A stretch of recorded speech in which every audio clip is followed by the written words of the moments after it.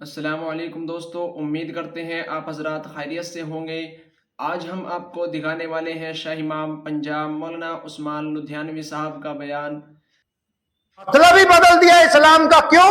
क्योंकि जो बदमाशी कर रहे हैं, जो आतंकवाद फैला रहे हैं, जो गुंडागर्दी कर रहे हैं, वो तो चिल्ला के कह रहे हैं कि हम बदमाश हैं, हमने इस्लाम का परचम पकड़ लिया। और जो इस्लाम के वारिस हैं, जो अमन के पैगंबर हैं, जिनके जिम्मे ये दीन दिया गया, वो खामोशी के साथ तमाशे बना हुए इस गुंडागर्दी को देख रहे हैं। ये कहते क्यों नहीं कि ये जो सामने इस्लाम का नाम लेके दूसरों को नाहक कत्ल करते हैं, इनका इस्लाम से कोई लेना देना नहीं। इस्लाम ने कहा जिहाद करो, लेकिन कब कहा? जब बेटियों को जिंदा दफन किया जाता था। इस्लाम ने कहा कि हाँ, जालिम के खिलाफ लड़ना। किन के खिलाफ? जो गरीबों का कत्ल करते थे, जो मजलूमों के पैरों में बेड़ियां पहनाते थे, जो लोगों की बच्चियों को घरों से उठाकर ले जाते थे, जो लोगों को बंधुआ मजदूर बनाकर रखते थे।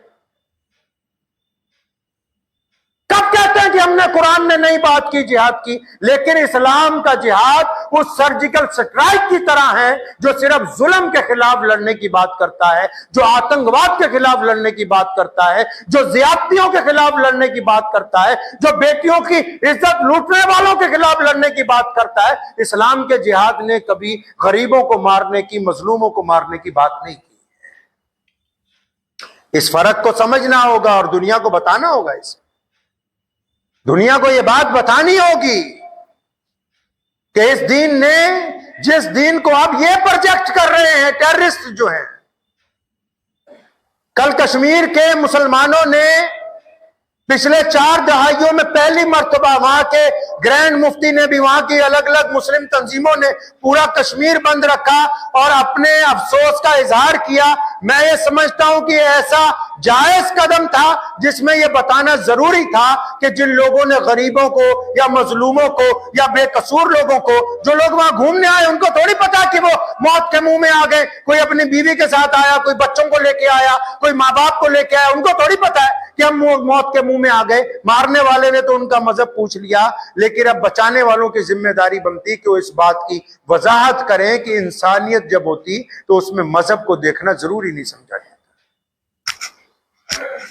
शरीयत इस बात का ऐलान करती। सैयदना उमर बिन खत्ताब रज़ियल्लाहु ताला अन्हु बैतुल मुकद्दस पहुंचे तो वहां की फतेह के बाद वापस निकल रहे थे तो देखा एक बंदा भीख मांग रहा है। फरमाया कौन है? कहने लगे यहूदी है। फरमाया इसको खाने पीने को कौन सामान क्यों नहीं दिया जा रहा?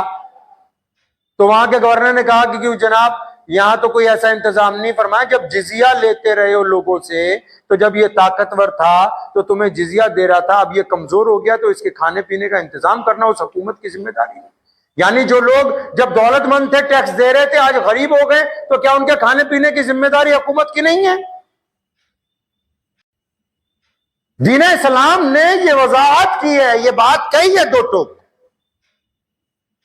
आज पूरे मुल्क के लोगों की यह जिम्मेदारी बनती है, खासकर मुसलमानों की। मैं इसलिए कहता हूं कि जो हादसा हुआ, ठीक है, उससे 140 करोड़ भारत के लोगों के दिलों को तकलीफ पहुंची, लेकिन मैं जिम्मेदारी से कहता हूं एक इमाम होने के नाते कि मुसलमानों को डबल तकलीफ पहुंची। वो इसलिए, एक तो भारतीय होने के नाते कि चलो हमारे ही मुल्क में हमारे ही भाई बहनों के साथ, हमारे हमवतनों के साथ जुल्म हुआ।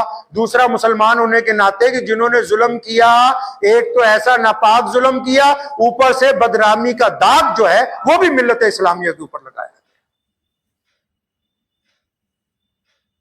ऊपर से लोगों को तकलीफ पहुंचाई गई। दहशतगर्दों का मकसद क्या होता है? दहशतगर्द का मकसद क्या है?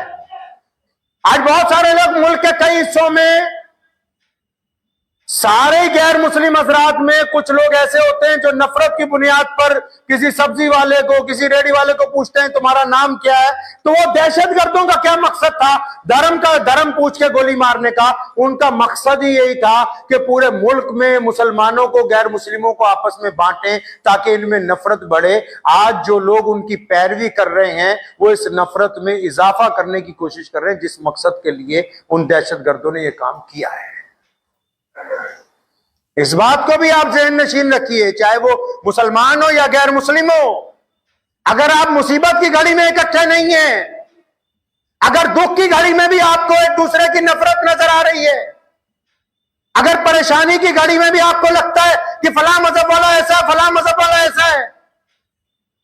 मतलब आप एक अच्छे शायरी नहीं है। आप परेशानी के दिनों में, दुख के दिनों में, संकट के दिनों में भी एक दूसरे की अगर नफरत के प्लान अपने दिल के अंदर रखते हैं तो आपके दिल में मुल्क का वो दर्द नहीं है, वो हमदर्दी नहीं है जो दुश्मन के सामने इस बात का इजहार कर सके कि परेशानी में, दुख में हम सब लोग जो हैं वो इकट्ठे हैं। इजहार हमदर्दी भी कीजिए,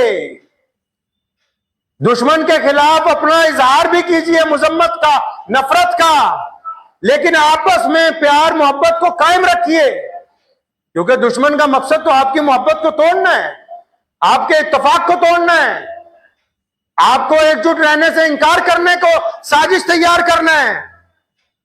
इसलिए ये जो हम मुजम्मत करते हैं या आप मुजम्मत कर रहे हैं, ये किसी दिखावे के लिए नहीं है, ये उन जज्बात के तहत हैं जो अल्लाह के नबी हजरत मोहम्मद रसूलुल्लाह सल्लल्लाहु अलैहि वसल्लम ने हमें अता किए हैं। पाकिस्तान के मौलवियों से भी कहता हूं कि दिल पे हाथ रख के बताओ, क्या ऐसे आदमी पर गोली चलाना जायज है जिसके हाथ में बंदूक ना पकड़ी हो?